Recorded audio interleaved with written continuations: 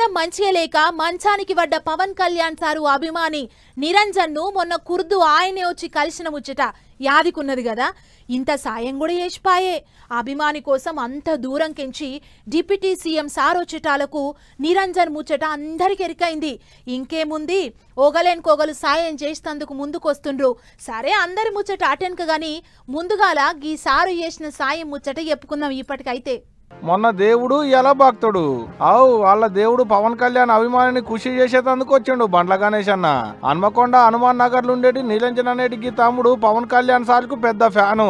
ఈ తమ్మునికి చిన్నగున్నప్పుడే పెద్ద బీమారి వచ్చి మంచానికే పరిమితం అయిండు. అప్పటి సంది ఇప్పటి వరకు మంచంలోకించి లేచేది ఉండదు, కాలు బయట పెట్టేది ఉండదు. టీవీలో పవన్ కళ్యాణ్ సార్ సినిమాలు చూసుకుంటా మంచంలోనే ఉంటాడు.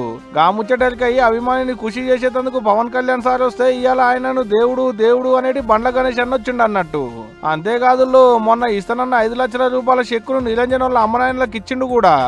మా హీరో గారి పవన్ కళ్యాణ్ గారు వచ్చి వెళ్ళిన ఆ బాబుకి నేను ఇవ్వాలని చెప్పి 5 లక్షల రూపాయలు అన్నీ ఆ బాబుతో మాట్లాడటం జరిగింది. నేను కారు కొనుక్కొని కారులో తిరగాలనుందన్న పాప కోరిక కోరాడు.